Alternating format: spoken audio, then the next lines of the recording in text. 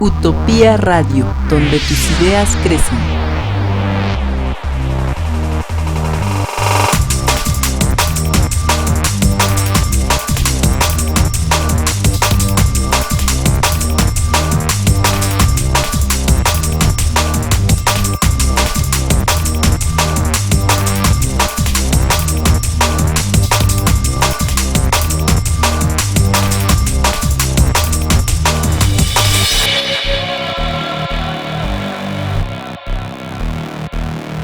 Utopía Radio, donde tus ideas crecen.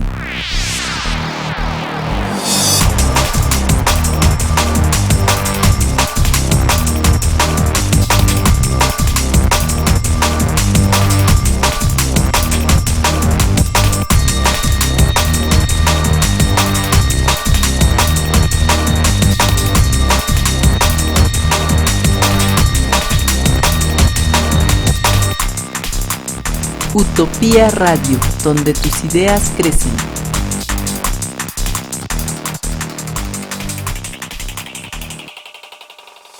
Espero que te guste, que te animes a estarnos oyendo, escuchando lo que platiquemos aquí con los compañeros. Te dejo con Magdalena para que te siga comentando lo de Salvines o alguna otra cosa. Gracias. Bueno, pues sí, la idea de este programa pues es compartir precisamente lo que nos gusta, lo que nos gusta hacer, lo que nos gusta leer. Pues yo me descubrí hace poco que me gusta escribir, y no lo había desarrollado. Fue una invitación de mi papá, Emilio, y me descubrí escribiendo. Les voy a compartir una de las primeras relatos que escribí. Se llama ¿Existen los fantasmas?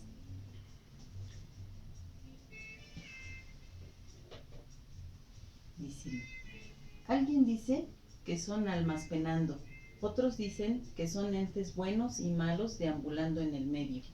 Otros más comentan que son energías atrapadas en nuestra dimensión, abandonadas y solitarias. Algunos tenemos la capacidad de sentirlos, escucharlos y en ocasiones extrañas hasta podemos verlos. Recuerdo que de niña, cuando nos tocaba visitar la casa vacía del pueblo, tan silencioso a mi parecer, solo a lo lejos se escuchaba uno que otro pájaro y el viento soplar entre los árboles de pirul tan altos. Tal silencio me provocaba un sentimiento inexplicable de desesperación y temor. La casa de 2 pisos estaba en construcción y contaba con un extenso jardín en el cual había por un lado 2 cuartitos muy viejitos y tenebrosos a mis ojos de niña, y en el otro extremo otros 3 cuartos que a veces estaban habitados. Las personas que llegaban a vivir ahí por algún tiempo nos platicaban que oían voces de niños jugando en el jardín. Sin embargo, sabían que la casa aún no era habitada. Tenían temor de asomarse a ver si en realidad era alguien. Nos llegaron a decir que se trataban de duendes traviesos, pero una u otra cosa es difícil de comprobar, hasta que uno mismo escucha vocecillas en algún rincón y a plena luz del día. Una tarde, paseando a la mitad del jardín, escuché un saludo travieso. «Hola, hola», fue una vocecita en tono de alegría y burla que me hizo sentir escalofrío, puesto que detrás de la barda que se escuchó no había nadie. Quedé ahí parada esperando algo más y nada, solo siguió el silencio tan molesto para mí. Más adelante, ya habitada la casa de 2 pisos, no dejaba de sorprender, con sombras al fondo del patio a media tarde, o bien con sonidos a deshoras de la noche, sonidos inexplicables por estar ya dormidos los habitantes, sonidos de muebles moviéndose, canicas rebotando por el piso de abajo. Se aprende a vivir con eso y se acostumbran los sentidos para no salir corriendo. Se busca explicación lógica sin encontrarla del todo. Esa búsqueda de respuestas es lo que nos lleva a preguntar: ¿existen los fantasmas? Sorprendentemente, una voz quedita, casi imperceptible, quedó grabada en una cinta y la respuesta fue, claro que sí, en un susurro que dejaba la piel chinita al evocar la experiencia. ¿Qué se hace al obtener respuestas tan inesperadas? Eso fue lo que en inicio he escrito y espero les guste. Y pues sí, vamos a seguir compartiendo con ustedes algunas de las lecturas y los invitamos a que se queden con nosotros. Pues me agrada la forma en que narras tus experiencias, tus vivencias, ese creer en fantasmas y pues sí, puede que exista por ahí algo extraño en el ambiente y de vez en cuando se repita. Claro que sí. Como decía un programa por ahí en la radio, en el umbral del misterio, ahí se escucha lo más increíble. Bien, para que no nos espantemos así de entrada, te voy a tratar de leer algo que escribí hace unos días, pensando en la abuela y un comentario de compañeros que hablan de jarritos de barro y chocolate. Y bueno, pues trataré de escribir algo relativo con la ollita de barro. Tú que me escuchas, te la voy a leer. La titulé La abuela y dice así: en una olla de barro enorme, mi abuela cocía los frijoles, le ponía epazote para darle sabor. Era tanta la familia y tan poco el peculio que el abuelo, que era Julio, se mataba en sembrar en sus ratos libres para poder mantener a todos los integrantes de la familia. La tía Eduviges, la sexta hija, ya era bastante mayor, no se había casado, no alcanzó marido a la hora de la repartición, así que era una solterona empedernida, que quedó a cargo de nosotros después de que mi madre falleciera. Eso fue lo que nos dijeron a nosotros. Dios no le dio esa suerte de ser esclava de un hombre, pero poseía facultades para preparar la longaniza, ya que mi abuelo era, después de campesino, carnicero, ya que mataba los animales que él creaba.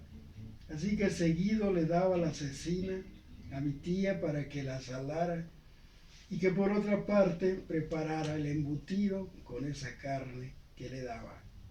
Cuando terminaba de salar la cecina, Eduviges la tendía al sol para que se oreara y la demás la empleaba para el embutido de longaniza y a su término por igual la tendía a orear. Un día murió un viejo burro. A mi abuelo los empleados fueron a avisarle de ello y ordenó que lo recogieran, que lo pelaran, le quitaran el cuero, lo destazaran y les hicieran pequeños trozos de carne para hacer el chito. Lo pusieron a cocer después, lo asó hasta que quedó disecado y lo vendió en su carnicería. Al empleado, los clientes le pedían la receta para hacer el chito. Para alguna ocasión que falleciera un burro o si se necesitaba. Tía Eduviges era de aquellas señoras que asistían muy seguido al templo a rezar.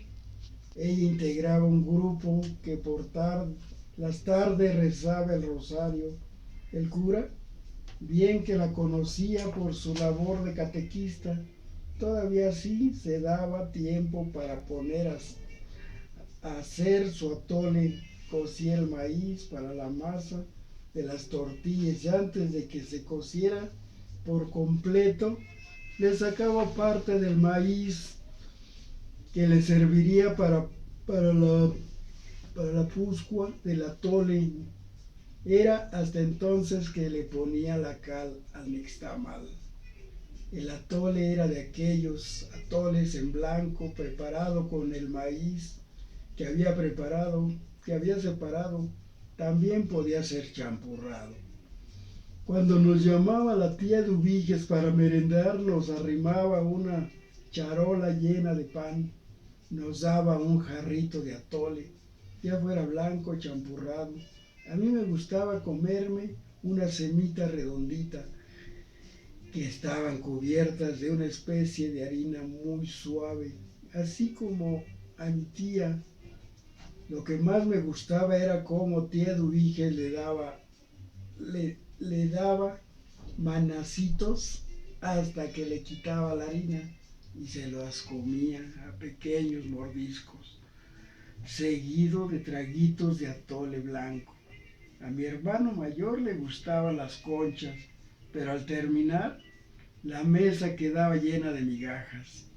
Se fueron muriendo todos mis hermanos, se fueron muriendo, menos mi tía Eduviges.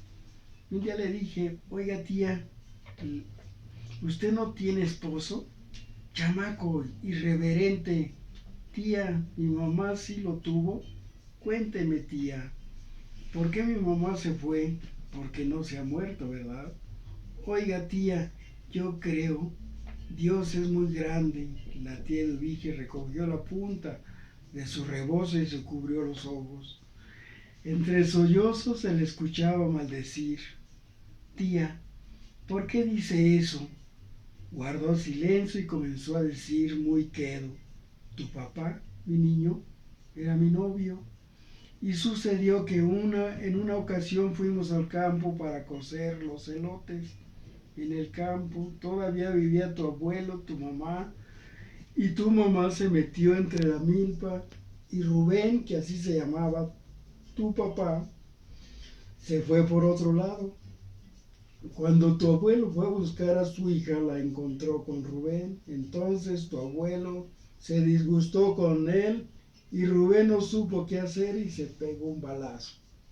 Tu abuelo después de tiempo murió de tristeza, igual que tu abuela.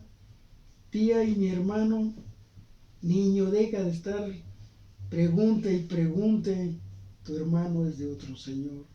Entonces es mi medio hermano. No se preocupe, tía. ¿Cómo no me voy a preocupar? Ya ves cómo sufro para mantenerlos a los dos. Tía, ya cuando esté grande, yo le mantendré. Y que mi hermano se mantenga él solo. Así le dijo el niño. Espero que les haya gustado la narrativa y reflexionemos en esas cosas, en que, ¿para qué preguntan esos niños tantas cosas? Por Dios. Los dejo con Magdalena para que les siga comentando. Gracias.